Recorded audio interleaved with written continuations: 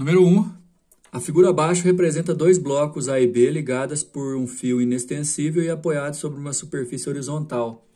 Puxa-se o bloco A por uma força horizontal F de módulo 28 newtons. Aqui a força no bloco A. Situação igual a essa vocês já viram, só que não tinha atrito. A diferença é que vai acontecer agora. Quer ver? Ó? A massa de A é 3 kg e a massa de B é 4 kg e o coeficiente de atrito entre cada um dos blocos e a superfície é 0,20.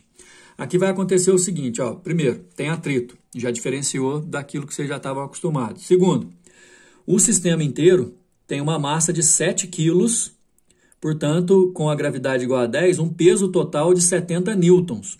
Então, quer dizer, eu quero que vocês considerem essa situação como se fosse um corpo só de massa 7 kg, que é a soma dos dois, portanto, 70 newtons o peso total. Por que a gente vai fazer isso? Porque, na verdade, você tem aqui ó, o peso do B, você tem o peso do A, você tem a força normal no A e você tem a força normal no B. Essas duas forças normais, em cada um dos corpos, elas são iguais. A força normal em B é igual ao peso do B, a força normal em A é igual ao peso do A. Aí o que vai acontecer? Além de ter as forças de tração que são trocadas entre os corpos, você também vai ter os atritos. Ou seja, tem atrito no corpo B, tem atrito no corpo A. E como o coeficiente é o mesmo para os dois, ó, no caso eu vou poder juntar como se fosse um corpo só de 7 kg para sofrer uma força de atrito só, que vai dar a soma dessas forças de atrito. E aí o exercício que é o módulo da aceleração dos blocos e a força de tração no fio. Para calcular a força de tração no fio, eu posso, por exemplo, calcular pelo bloco B aqui. Ó. Mas enfim, vamos fazer o seguinte, ó, essa força F, que vale 28 newtons, ela puxa um sistema inteiro de 7 quilos. E aí o que eu vou fazer? Eu vou fazer essa força F menos o resultado das duas forças de atrito. Essa é a força resultante, o princípio fundamental da dinâmica. Força resultante igual a massa vezes aceleração. Essa massa aqui, ó, tá vendo que não colocou nem massa de A nem massa de B? Porque é massa total, 7 quilos. Essa força de atrito também não colocou força de atrito de A ou de B, é porque é o atrito total. Então, o que a gente vai fazer? Ó? 28 da força F, eu vou multiplicar o coeficiente pela força normal, só que nesse caso a força normal e o peso são iguais. Aí o peso aqui, tá vendo por que tá dando 70? 70 é a soma dos dois pesos, um é 30, o outro é 40 newtons. 7 é a massa total vezes a aceleração. 28 menos, aqui vai dar 14, ó. Vai dar 28 menos 14 dá 14. Passa o 7 dividindo, aceleração 2 metros por segundo ao quadrado. Letra A está pronta. Agora, para pegar só o bloco B aqui, gente, ó, força normal em B e o peso do B se anulam. A força resultante no B, portanto, vai ser tração menos o atrito. Ó. Tração menos o atrito em B é igual a massa do B vezes a aceleração. Tração, eu não sei, o atrito em B é o coeficiente vezes o peso do B, porque é igual à força normal. E a massa do B é 4 e a aceleração eu já calculei 2. 0,2 do coeficiente 40 do peso do B. Tração menos 8, isso aqui dá 8, viu? É igual a 8. Joga para lá, somando, 16 newtons a resposta da letra B. 2. Uma das provas de atletismo mais esperadas é a de 100 metros rasos. Ela revela o homem mais rápido do mundo, que atualmente é o jamaicano Usain Bolt, com a marca de 9,58 segundos. A arrancada desses atletas é tão poderosa que eles usam um apoio que se encaixa no solo para que seu tênis não deslize. Esse apoio aqui, ó. Se os coeficientes de atrito estático e dinâmico do solado de um tênis normal sobre o asfalto assumissem os valores de 0,8 e 0,6, qual a aceleração escalar máxima que Bolt poderia conseguir na arrancada correndo com um tênis normal sobre esse asfalto? Considerando a gravidade igual a 10, viu, pessoal? Nesse caso, a força de atrito que vai ajudar a jogar esse corpo para frente, ela vai ser a força resultante. Força de atrito é igual à força resultante e a força de atrito máxima é quando o coeficiente é estático. Aqui está coeficiente vezes massa vezes gravidade. Massa vezes gravidade é o peso, que em situações igual a essa, o peso é igual a normal. Então, na verdade, pessoal, força de atrito é coeficiente vezes normal. Só que o normal, a força normal é igual ao peso, então eu posso colocar mg. Massa vezes aceleração máxima. E detalhe, a gente não tem a massa do atleta, só que é independente, porque eu vou poder cortar a massa aqui e aqui, ó. Então, a aceleração máxima vai ser o coeficiente vezes gravidade, né? Até você pode considerar isso como uma propriedade, né? Num plano horizontal, a aceleração máxima para não escorregar é coeficiente de atrito estático vezes gravidade. O coeficiente de atrito estático é 0,80 vezes 10, 8 metros por segundo ao quadrado, letra C. Número 3, a faixa de pedestre é uma conquista do cidadão, a qual vem consolidando-se na construção de novas avenidas nas grandes cidades brasileiras.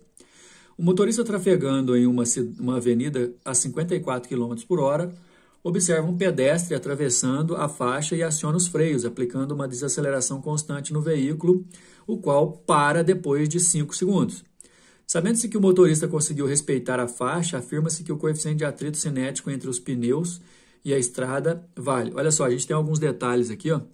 54 é a velocidade inicial. Ele vai parar, né? Ele para, então a velocidade final é 0 e depois de 5 segundos. Então, se eu usar a equação do movimento uniformemente variado, ó, velocidade final, velocidade inicial, aceleração e tempo, nesse intervalo aí a velocidade final foi 0 porque ele parou, a inicial foi 15, pessoal, porque apesar de estar 54 km por hora aqui, você divide por 3,6 dá 15. A aceleração vezes o tempo, nesse caso parou em 5 segundos, a aceleração deveria ter dado negativo aqui, porque ele pôs esse menos aqui, não precisa de você confundir isso, não tem problema nenhum a aceleração dar negativa, porque o movimento foi retardado, né? Mas o módulo dela é 3. Nesse caso, ele só para porque o atrito atuou como força resultante, né? Olha só, os exercícios estão alertando, o 2 alertou, o 3 agora está alertando que o próprio atrito pode ser usado como força resultante. O atrito é coeficiente vezes normal, só que a normal aqui está igual ao peso, massa vezes gravidade, e a resultante é massa vezes aceleração. De novo, ó, vamos cortar a massa. Então, quer dizer que o coeficiente de atrito vai ser a aceleração passando o G para lá dividindo. A aceleração foi 3, que eu calculei aqui em cima, 10 da gravidade, 0,3 o coeficiente de atrito, letra A. Número 4, em estradas bem sinalizadas, comumente encontramos a seguinte advertência: mantenha uma distância segura do veículo à sua frente e evite colisões traseiras. Considere um veículo que se desloca com uma velocidade inicial, olha aqui, ó, 108 km por hora, a gente vai ter que dividir por 3,6, isso aqui vale 30 metros por segundo. Repentinamente, o motorista percebe a necessidade de parar o carro e leva 1 segundo para reagir e pisar de forma enérgica no freio. Ou seja, esse 1 segundo aqui é o tempo de reação. Lembrando que antes dele pisar no freio, então, ele gasta 1 segundo e nesse intervalo aqui o carro está andando, né? Neste momento, as rodas do carro deixam de girar e o carro desliza sobre a pista até parar. Então, ele não tem ABS. Qual foi a distância total percorrida pelo automóvel desde o instante em que o motorista percebeu que deveria frear até o momento em que o carro atinge o repouso? O coeficiente de atrito cinético entre os pneus e o carro é 0,75, a gravidade é 10. Então vamos lá fazer o seguinte, para começar, eu preciso entender qual que é a aceleração que o atrito, ou desaceleração que o atrito me proporcionou. Então, no caso, a força de atrito, de novo, é a força resultante. O atrito é o coeficiente vezes a normal, só que nesse caso a normal pode ser igual ao peso, massa vezes gravidade, e a resultante é massa vezes aceleração. Aí eu vou cortar a massa. O coeficiente de atrito é igual a gravidade, o coeficiente de atrito vezes gravidade é igual a aceleração. Então a aceleração é o coeficiente vezes a gravidade. 0,75 do coeficiente, 10 da gravidade. 7,5 é a aceleração, só que isso aqui na hora de jogar na fórmula do movimento a gente vai ter que usar negativo. Segundo passo da resolução, a segunda necessidade é calcular em quanto tempo que esse carro para.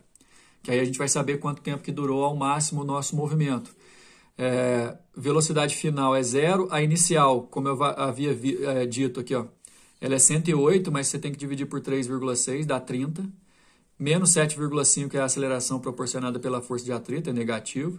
Você vai passar o 7,5 dividindo 30 e vai dar 4 segundos. Ou seja, esse sujeito leva 1 segundo para reagir e o carro leva 4 segundos para parar. Daí, pessoal, enquanto ele reage e o carro para, a gente consegue formar um gráfico aqui da velocidade versus tempo. Ele leva 1 segundo para poder pisar o freio e nesse 1 segundo o carro continua com a velocidade de 30. A partir do momento que ele pisa no freio, o carro vai diminuindo a velocidade até parar. Para em 4 segundos, só que como havia passado 1, aí o instante final aqui é 5. O deslocamento, como a gente já viu lá no início do segundo bimestre, quando o gráfico é velocidade versus tempo, o deslocamento pode ser calculado pela área do gráfico, que é um trapézio. Base maior, 5, mais base menor, que é 1, vezes a altura, que é 30, dividido por 2. 6 vezes 15 dá 90 metros. Letra C. Terminando aqui. Valeu!